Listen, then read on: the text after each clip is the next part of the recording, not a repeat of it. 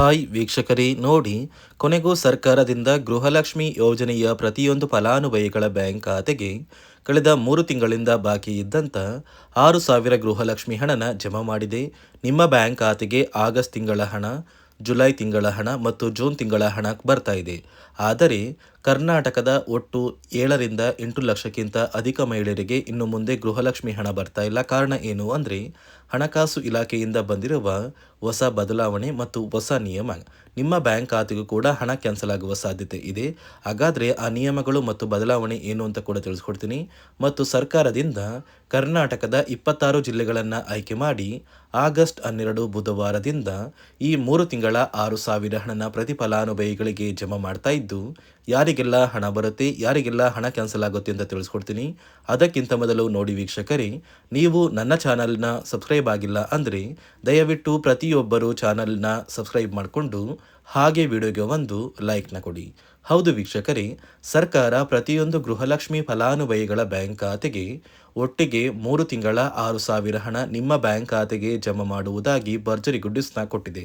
ಆದರೆ ಈ ಬಾರಿ ನಿಮ್ಮ ಬ್ಯಾಂಕ್ ಖಾತೆಗೆ ಈ ಆಗಸ್ಟ್ ತಿಂಗಳ ಹಣ, ಜುಲೈ ತಿಂಗಳ ಹಣ ಮತ್ತು ಜೂನ್ ತಿಂಗಳ ಹಣ ಬರಬೇಕು ಅಂದರೆ ಹಣಕಾಸು ಇಲಾಖೆಯಿಂದ ಕೆಲವು ಹೊಸ ಬದಲಾವಣೆ ಮತ್ತು ಹೊಸ ನಿಯಮಗಳು ಬಂದಿದ್ದು, 7ರಿಂದ 8 ಲಕ್ಷಕ್ಕಿಂತ ಅಧಿಕ ಮಹಿಳೆಯರಿಗೆ ಗೃಹಲಕ್ಷ್ಮಿ ಹಣ ಈಗಾಗಲೇ ಕ್ಯಾನ್ಸಲ್ ಆಗಿದ್ದು, ನಿಮ್ಮ ಬ್ಯಾಂಕ್ ಖಾತೆಗೆ ಹಣ ಬರುತ್ತೋ ಅಥವಾ ಕ್ಯಾನ್ಸಲ್ ಆಗುತ್ತೋ ಅಂತ ಕೂಡ ತಿಳಿಸ್ಕೊಡ್ತೀನಿ.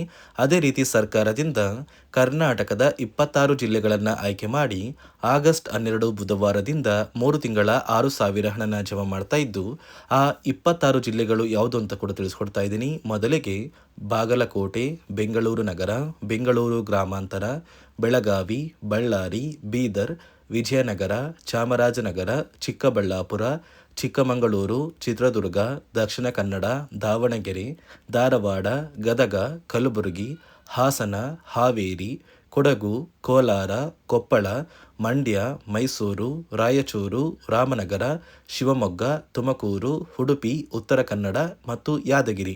ಹೀಗೆ ಸರ್ಕಾರ ಒಟ್ಟು 3 ತಿಂಗಳ ಗೃಹಲಕ್ಷ್ಮಿ ಯೋಜನೆಯ 6,000 ಹಣನ ಪ್ರತಿ ಫಲಾನುಭವಿಗಳ ಬ್ಯಾಂಕ್ ಖಾತೆಗೆ ಜಮಾ ಮಾಡ್ತಾ ಇದೆ. ಆದರೆ ಸಾಕಷ್ಟು ಫಲಾನುಭವಿಗಳಿಗೆ ಹೊಸ ಬದಲಾವಣೆ ಮತ್ತು ನಿಯಮಗಳ ಪ್ರಕಾರ ಗೃಹಲಕ್ಷ್ಮಿ ಹಣ ಕೂಡ ಕ್ಯಾನ್ಸಲ್ ಆಗಿದ್ದು, ಯಾವ ಕಾರಣಕ್ಕೆ ಹಣ ಕ್ಯಾನ್ಸಲ್ ಆಗಿದೆ, ನಿಮ್ಮ ಬ್ಯಾಂಕ್ ಖಾತೆಗೆ ಹಣ ಬರುತ್ತೋ ಕ್ಯಾನ್ಸಲ್ ಆಗುತ್ತೆ ಅಂತ ಕೂಡ ತಿಳಿಸ್ಕೊಡ್ತೀನಿ. ನೋಡಿ ವೀಕ್ಷಕರೇ, ಮೊದಲು ಸರ್ಕಾರ ಯಾವ ಕಾರಣಕ್ಕೆ ಗೃಹಲಕ್ಷ್ಮಿ ಯೋಜನೆಗೆ ಹೊಸ ರೀತಿಯ ಒಂದು ನಿಯಮಗಳನ್ನ ತಂದಿದೆ ಅಂದರೆ, ಇಲ್ಲಿ ಗೃಹಲಕ್ಷ್ಮಿಯಲ್ಲಿ ಸುಮಾರು 6ರಿಂದ 7 ಲಕ್ಷಕ್ಕಿಂತ ಅಧಿಕ ಮಹಿಳೆಯರ ಹತ್ರ ಒಂದು ವೋಟರ್ ಐ ಡಿ ಕಾರ್ಡ್ ಇಲ್ಲ. ಅಂದರೆ ವೋಟರ್ ಐ ಡಿ ಇಲ್ಲ ಅಂದರೂ ಕೂಡ ಅವರು ಸರ್ಕಾರದಿಂದ ಬರುವ ಗೃಹಲಕ್ಷ್ಮಿ ಹಣನ ಪಡಿತಾ ಇದ್ದಾರೆ. ಮತ್ತು ಸಾಕಷ್ಟು ಫಲಾನುಭವಿಗಳ ಒಂದು ಬ್ಯಾಂಕ್ ಖಾತೆ ಏನಿದೆ, ಆ ಒಂದು ಬ್ಯಾಂಕ್ ಖಾತೆ ಹೊರ ರಾಜ್ಯದ ಬ್ಯಾಂಕ್ ಖಾತೆ ಆಗಿದೆ. ಅಂದರೆ ಕರ್ನಾಟಕದಲ್ಲಿರುವಂತಹ ಫಲಾನುಭವಿಗಳು ಬೇರೆ ರಾಜ್ಯದಲ್ಲಿ ಹೊಂದಿರುವಂತಹ ಒಂದು ಬ್ಯಾಂಕ್ ಖಾತೆನ ಕೊಟ್ಟು ಗೃಹಲಕ್ಷ್ಮಿ ಹಣನ ಪಡಿತಾ ಇದ್ದಾರೆ. ಅದೇ ರೀತಿ ಸಾಕಷ್ಟು ರೀತಿಯ ಹೊಸ ಬದಲಾವಣೆಗಳು ಯಾವ ಕಾರಣಕ್ಕೆ ಬರ್ತಾ ಇದೆ ಅಂದರೆ, ಗೃಹಲಕ್ಷ್ಮಿ ಯೋಜನೆಯಲ್ಲಿ ಅರ್ಹವಿರುವ ಫಲಾನುಭವಿಗಳಿಗೆ, ಅಂದರೆ ಕರ್ನಾಟಕದವರಾಗಿದ್ದು ಕರ್ನಾಟಕದಲ್ಲೇ ವೋಟರ್ ಐ ಡಿನ ಹೊಂದಿದ್ದು ಕರ್ನಾಟಕದ ಫಲಾನುಭವಿಗಳಾಗಿದ್ದು ಇವರ ಬ್ಯಾಂಕ್ ಖಾತೆಗೆ ಹಣ ತಲುಪಬೇಕು, ಬೇರೆ ಫಲಾನುಭವಿಗಳಿಗೆ ಯಾವುದೇ ಕಾರಣಕ್ಕೂ ಹಣ ತಲುಪಬಾರದು ಅಂತ ಸರ್ಕಾರ ನಿರ್ಧಾರ ಮಾಡಿದೆ. ಇದೇ ಕಾರಣಕ್ಕೆ ಸಾಕಷ್ಟು ಫಲಾನುಭವಿಗಳು ಗೃಹಲಕ್ಷ್ಮಿ ಯೋಜನೆಯ ಒಂದು ಅರ್ಹರ ಪಟ್ಟಿಯಿಂದ ಕ್ಯಾನ್ಸಲ್ ಆಗ್ತಾ ಇದ್ದಾರೆ. ಯಾರೆಲ್ಲ ಫಲಾನುಭವಿಗಳು ಸರ್ಕಾರಕ್ಕೆ ತೆರಿಗೆನ ಕಟ್ತಾ ಇದ್ದೀರಾ, ಗೌರ್ನಮೆಂಟ್ ಜಾಬಲ್ಲಿ ಇದ್ದೀರಾ ಮತ್ತು ಇನ್ಕಮ್ ಟ್ಯಾಕ್ಸ್ನ ಪೇ ಮಾಡ್ತಾ ಇದ್ದೀರಾ, ಇಂತಹ ಫಲಾನುಭವಿಗಳ ಹೆಸರನ್ನ ಇನ್ನು ಮುಂದೆ ಸರ್ಕಾರ ಗೃಹಲಕ್ಷ್ಮಿ ಯೋಜನೆಯಿಂದ ಕ್ಯಾನ್ಸಲ್ ಮಾಡಿದೆ. ನಿಮ್ಮ ಒಂದು ರೇಷನ್ ಕಾರ್ಡ್ BPL ರೇಷನ್ ಕಾರ್ಡಿಂದ APL ಆಗಿದ್ರು ಕೂಡ ನೀವು ಗೃಹಲಕ್ಷ್ಮಿ ಯೋಜನೆಯನ್ನು ಪಡೆಯೋದಕ್ಕೆ ಅರ್ಹರಾಗಿರ್ತೀರಾ. ಮತ್ತು ನೀವು ಹೊಂದಿರುವಂತಹ ಒಂದು ಮೊಬೈಲ್ ನಂಬರ್ ಬೇರೆ ಇರುತ್ತೆ.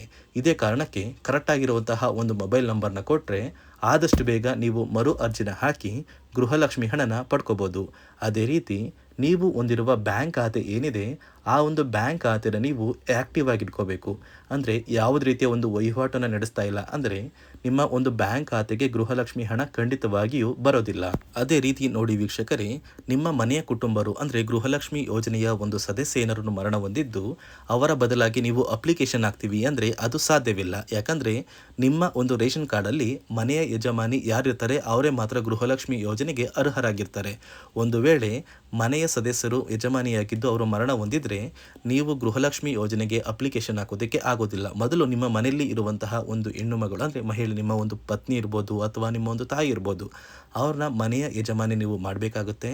ಸೊ ಮನೆಯ ಯಜಮಾನಿ ಮಾಡಿದ ನಂತರ ಮಾತ್ರ ನೀವು ಗೃಹಲಕ್ಷ್ಮಿಯ ಸೌಲಭ್ಯನ ಪಡ್ಕೋಬೋದು. ಒಂದು ವೇಳೆ ನೀವು ಗೃಹಲಕ್ಷ್ಮಿಗೆ ಹೊಸದಾಗಿ ಅರ್ಜಿ ಹಾಕಬೇಕು ಅಂದರೆ ಇದೀಗ ಸರ್ಕಾರ ಅದಕ್ಕೂ ಕೂಡ ಕರ್ನಾಟಕ ಒನ್, ಗ್ರಾಮ ಒನ್ ಅಥವಾ ಬೆಂಗಳೂರು ಒನ್ ಸೇವಾ ಕೇಂದ್ರದಲ್ಲಿ ಅವಕಾಶ ಮಾಡಿಕೊಟ್ಟಿದೆ. ಆದರೆ ಮೊದಲ ಥರ ಇವಾಗ ನೀವು ಅರ್ಜಿನ ಹಾಕೋದಕ್ಕೆ ಆಗೋದಿಲ್ಲ. ಬದಲಿಗೆ ನಿಮ್ಮ ರೇಷನ್ ಕಾರ್ಡ್ನ ತೊಗೊಂಡೋಗ್ಬೇಕು, ನಿಮ್ಮ ಆಧಾರ್ ಕಾರ್ಡ್ನ ತೊಗೊಂಡೋಗ್ಬೇಕು, ನಿಮ್ಮ ಒಂದು ಪತಿಯ ಆಧಾರ್ ಕಾರ್ಡ್ನ ಕೂಡ ತೊಗೊಂಡೋಗ್ಬೇಕಾಗುತ್ತೆ. ನಿಮ್ಮ ವೋಟರ್ ಐ ಡಿ ಕೂಡ ಕಡ್ಡಾಯವಾಗುತ್ತೆ. ನಿಮ್ಮ ವೋಟರ್ ಐ ಡಿ ನಿಮ್ಮ ಹತ್ರ ಇದ್ದರೆ ಮಾತ್ರ ನೀವು ಗೃಹಲಕ್ಷ್ಮಿ ಯೋಜನೆಯ ಒಂದು ಅರ್ಹತೆಯನ್ನು ಪಡ್ಕೋತೀರಾ. ಒಂದು ವೇಳೆ ವೋಟರ್ ಐ ಡಿ ಇಲ್ಲ, ರೇಷನ್ ಕಾರ್ಡ್ ಇದೆ, ಆಧಾರ್ ಕಾರ್ಡ್ ಇದೆ ಅಂದರೆ ಇನ್ನು ಮುಂದೆ ನಿಮ್ಮ ಬ್ಯಾಂಕ್ ಖಾತೆಗೆ ಸರ್ಕಾರ ಗೃಹಲಕ್ಷ್ಮಿ ಹಣನ ಖಂಡಿತವಾಗಿಯೂ ಜಮಾ ಮಾಡೋದಿಲ್ಲ. ಯಾಕಂದರೆ ಪ್ರತಿ ವರ್ಷವೂ ಕೂಡ ಸರ್ಕಾರ ವೋಟರ್ ಐ ಡಿನ ಬಿಡುಗಡೆ ಮಾಡುತ್ತೆ, ಅಂದರೆ ವೋಟರ್ ಲಿಸ್ಟ್ನ ಬಿಡುಗಡೆ ಮಾಡುತ್ತೆ. ಈ ಒಂದು ಲಿಸ್ಟಲ್ಲಿ ಕೆಲವು ಫಲಾನುಭವಿಗಳ ಒಂದು ಹೆಸರನ್ನ ಕ್ಯಾನ್ಸಲ್ ಮಾಡುತ್ತೆ.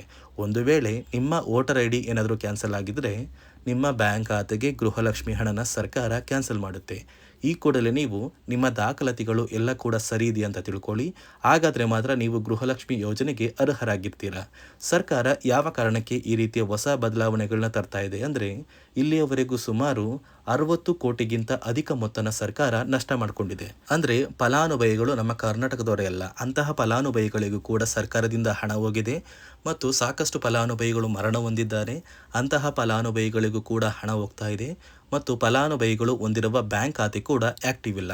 ಅಂತಹ ಫಲಾನುಭವಿಗಳಿಗೂ ಕೂಡ ಹಣ ಹೋಗಿದೆ ಮತ್ತು ಸಾಕಷ್ಟು ಫಲಾನುಭವಿಗಳು ಏನು ಮಾಡಿದ್ದಾರೆ ಅಂದರೆ ಅವರ ಮನೆ ಕುಟುಂಬದ ಯಜಮಾನಿ ಅಂದರೆ ಹೆಡ್ ಆಫ್ ದ ಫ್ಯಾಮಿಲಿ ಇರ್ತಾರಲ್ಲ, ಸೊ ಆ ಒಂದು ಮಹಿಳೆ ಮರಣ ಹೊಂದಿರ್ತಾರೆ. ಸೊ ಏನೋ ಒಂದು ಕಾರಣದಿಂದ ಮರಣ ಹೊಂದಿದ್ದು ಅವರ ಬ್ಯಾಂಕ್ ಖಾತೆಗೆ ಬರುವ ಗೃಹಲಕ್ಷ್ಮಿ ಹಣನ ಒಂದು ATM ಮೂಲಕ ವಿತ್ಡ್ರಾ ಮಾಡಿದ್ದಾರೆ ಮತ್ತು ಫೋನ್ಪೇ ಮೂಲಕ ಟ್ರಾನ್ಸ್ಫರ್ ಮಾಡ್ಕೊಂಡಿದ್ದಾರೆ. ಇದೀಗ ಸರ್ಕಾರ ಈ ರೀತಿಯ ಒಂದು ಹೊಸ ಬದಲಾವಣೆಗಳನ್ನ ಜಾರಿಗೆ ತಂದರೆ ಯಾರಿಗೂ ಕೂಡ ಗೃಹಲಕ್ಷ್ಮಿ ಹಣ ಮೋಸ ಆಗೋದಿಲ್ಲ ಮತ್ತು ಪ್ರತಿ ಫಲಾನುಭವಿಗಳಿಗೆ ಹಣ ಬಂದೇ ಬರುತ್ತೆ ಅಂತ ಆದೇಶ ಕೊಟ್ಟಿದೆ. ನೀವು ಕೇಳ್ಬೋದು ವೀಕ್ಷಕರೇ, 3 ವರ್ಷದಿಂದ ಯಾವುದೇ ಕಾರಣಕ್ಕೂ ನಮಗೆ ಗೃಹಲಕ್ಷ್ಮಿ ಯೋಜನೆ ಹಣ ಮಿಸ್ ಆಗಿಲ್ಲ. ಸೊ ಇದೀಗ ಏನಕ್ಕೆ ಸಡನ್ ಆಗಿ ಈ ಥರ ಬದಲಾವಣೆಗಳು ಬರ್ತಾ ಇದೆ ಅಂದರೆ ಸರ್ಕಾರದಿಂದ ಕೆಲವು ಅಧಿಕಾರಿಗಳು ಒಂದು ಚರ್ಚೆ ನಡೆಸಿದ್ದಾರೆ. ಒಂದು ಸಭೆಯಲ್ಲಿ ಗೃಹಲಕ್ಷ್ಮಿ ಯೋಜನೆಯ ಕುರಿತು ಒಂದು ಸಭೆ ಮಾಡಿದಾಗ ಅಲ್ಲಿ ಗೃಹಲಕ್ಷ್ಮಿ ಯೋಜನೆಯಲ್ಲಿ ಸಾಕಷ್ಟು ರೀತಿಯ ಲೋಪದೋಷಗಳು ಕಂಡು ಬಂದಿದೆ. DBT ಮೂಲಕ ನಿಮ್ಮ ಬ್ಯಾಂಕ್ ಖಾತೆಗೆ ಹಣನ ಹಾಕಬೇಕಾದ್ರೆ ಸಾಕಷ್ಟು ಫಲಾನುಭವಿಗಳಿಗೆ ಹಣ ಹೋಗ್ತಾ ಇದೆ. ಸಾಕಷ್ಟು ಫಲಾನುಭವಿಗಳಿಗೆ ಹಣ ಹೋಗಿದ್ರು ಅವರ ಬ್ಯಾಂಕ್ ಖಾತೆಗೆ ಜಮಾ ಆಗ್ತಾ ಇಲ್ಲ, ಬದಲಿಗೆ ಆ ಒಂದು ಹಣ DBTಯಲ್ಲೇ ಸ್ಟಕ್ ಆಗ್ತಾ ಇದೆ. ಮತ್ತು ಸರ್ಕಾರಕ್ಕೂ ಕೂಡ ಆ ಒಂದು ಹಣ ಬರ್ತಾ ಇಲ್ಲ. ಮತ್ತು ಸರ್ಕಾರ ಹಾಕಿರುವ ಹಣ ಇನ್ನೂ ಕೂಡ ಹಾಗೇ ಇದೆ. ಸಾಕಷ್ಟು ಫಲಾನುಭವಿಗಳು ಆ ಒಂದು ಹಣನ ಯೂಸ್ ಕೂಡ ಮಾಡ್ತಾ ಇಲ್ಲ, ಅಂದರೆ ಅದು ಬ್ಯಾಂಕ್ ಖಾತೆಯಲ್ಲಿ ಹಂಗೇನೆ ಇದೆ.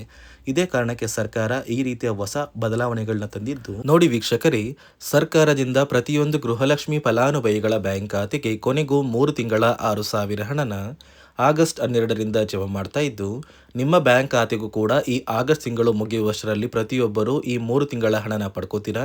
ಅದೇ ರೀತಿ ನಿಮ್ಮ ಸ್ನೇಹಿತರಿಗೆ ಈ ಒಂದು ವಿಡಿಯೋನ ಶೇರ್ ಮಾಡಿ, ಅವರ ಬ್ಯಾಂಕ್ ಖಾತೆಗೂ ಕೂಡ ಗೃಹಲಕ್ಷ್ಮಿ ಹಣ ಬರುತ್ತೆ ಅಂತ ತಿಳಿಸಿ ಅಂತ ಹೇಳ್ತಾ, ಇದಿಷ್ಟು ಸರ್ಕಾರದಿಂದ ಬಂದಿರುವ ಮಾಹಿತಿಯಾಗಿದ್ದು, ನಾನು ಕೊಟ್ಟಿರುವ ಮಾಹಿತಿ ನಿಮಗೆ ಇಷ್ಟ ಆಗಿದ್ದಲ್ಲಿ ನನ್ನ ಚಾನಲ್ನ ಸಬ್ಸ್ಕ್ರೈಬ್ ಮಾಡಿಕೊಂಡು ಹಾಗೆ ವಿಡಿಯೋಗೆ ಒಂದು ಲೈಕ್ನ ಕೊಡಿ.